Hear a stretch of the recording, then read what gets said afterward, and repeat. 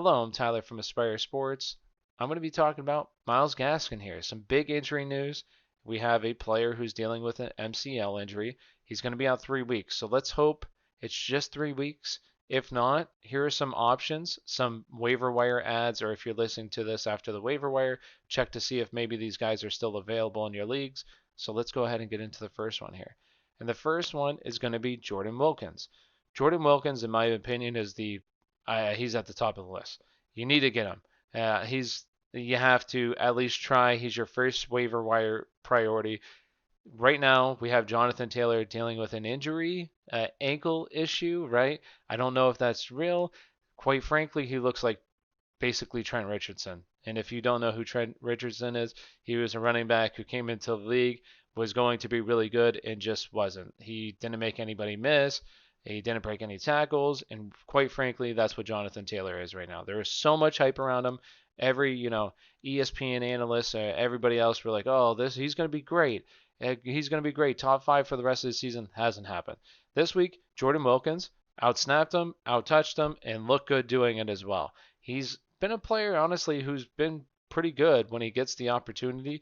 So maybe he does. Yes, this is a tough matchup against Baltimore, but if this is a player who's going to start leading this backfield in a good offense, well, a really good offensive line, especially run blocking offensive line, yes, I want him only 3% owned right now. So I would definitely go out and try to get him on my team.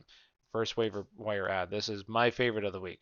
Next one would be Matt Breida. Obviously, we have, Myles Gaskin out for 3 weeks now.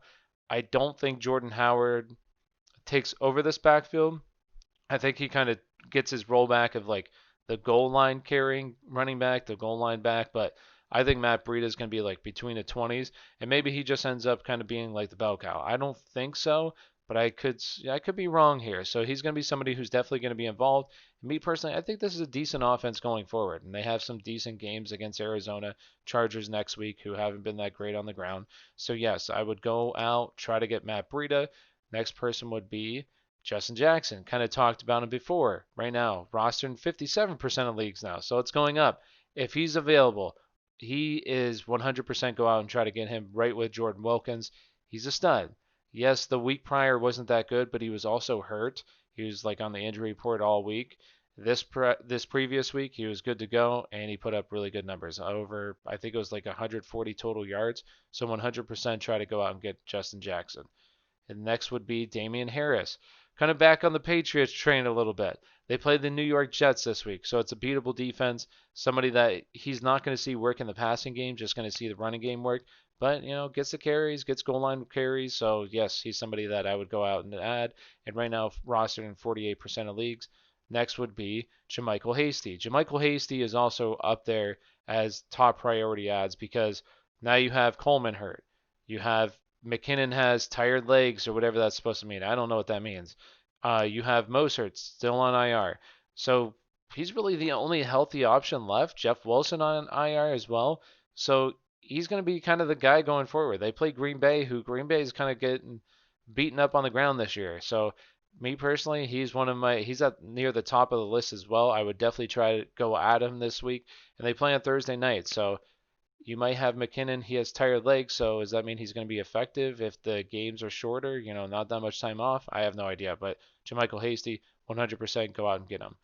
Next person would be Cam Akers. Now, I want to get him off of waivers. This is somebody that after the waiver wire period is and towards the end of the week, I would get him because Darrell Henderson got hurt this previous week. They said that he's fine, but hey, I want him on my bench just in case next week he's not fine. They play Seattle. I think Seattle's defense their run defense isn't that bad. But if Darrell Henderson ends up being out, yeah, I'll take Cam Akers. I think this offense is pretty good, so I'd take him. Next would be Gus Edwards. Kind of talked about him in my waiver wire video, which if you haven't watched and you need some more other than running back players to add, check that out.